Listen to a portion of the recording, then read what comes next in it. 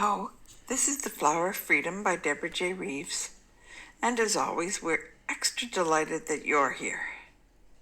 Take your seat, make yourself comfortable. We're on chapter 80, and as always, all rights to both the original book and to my presentation of it are reserved.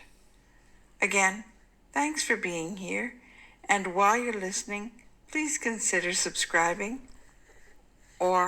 and pressing the thumbs up button if you're enjoying it.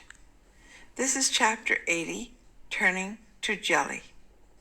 I'll just give you a few minutes, Marie said as she headed out the door to find Uncle Aki.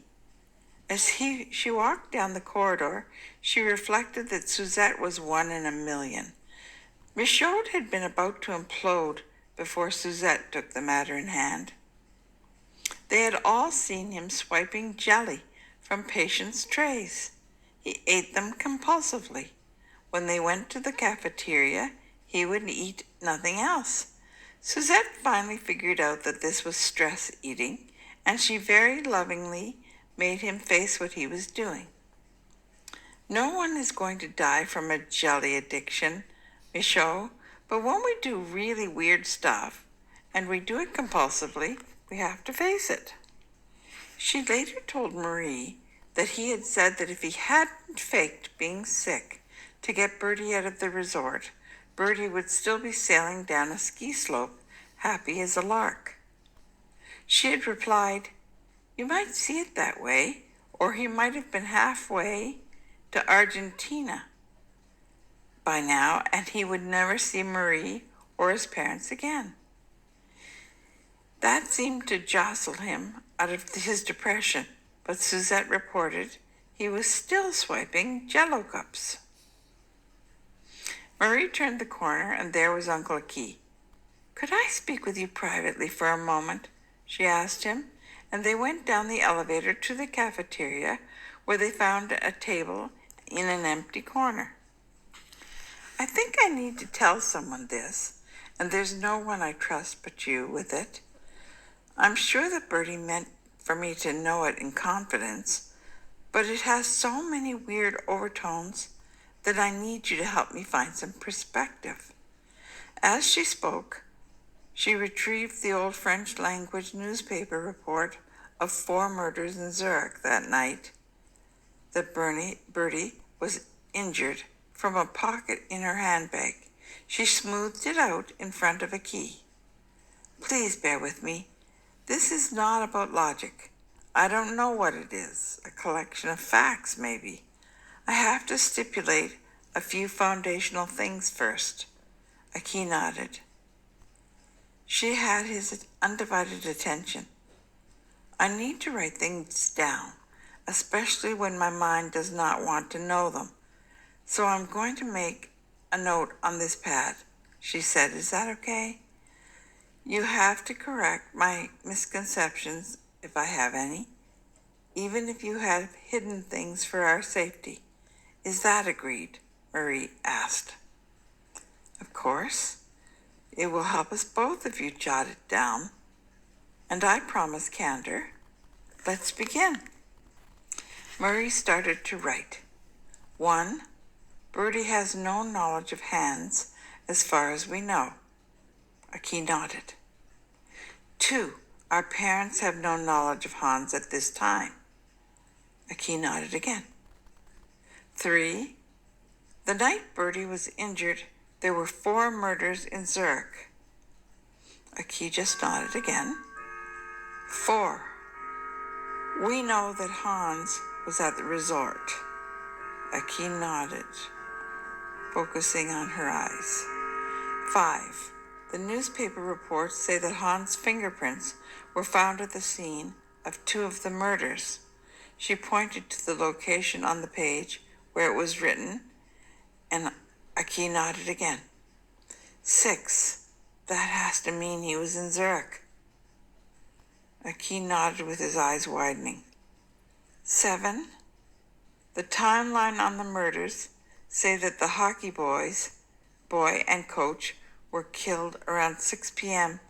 at the arena where Bertie was playing. They died shortly after Bertie was rushed out by ambulance.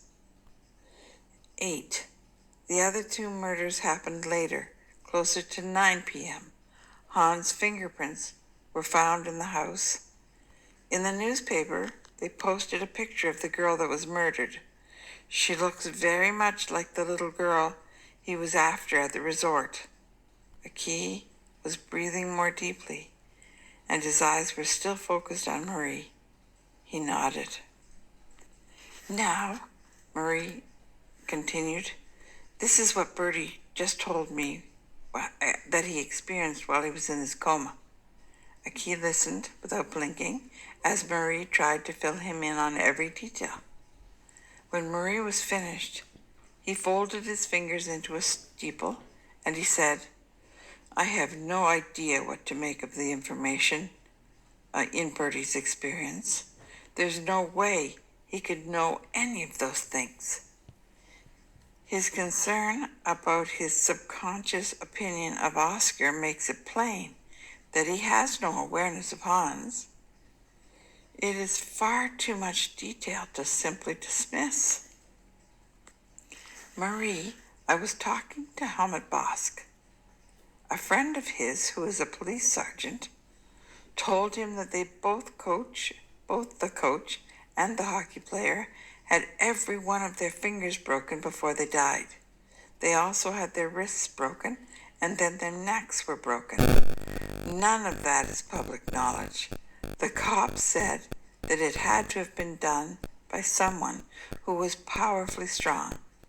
Let's add that to the list. He continued, the person who has been my confidant and my best friend on this side of the Atlantic since Paulette's murder is Michaud's father, Francois Gagnon. He kept some records of war criminals who operated in France over the years.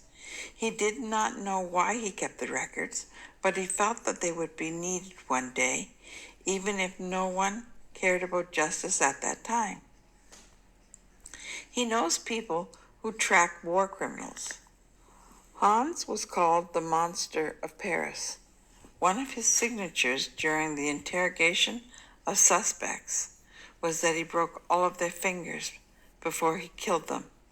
That should go on the list too. We need to consider this.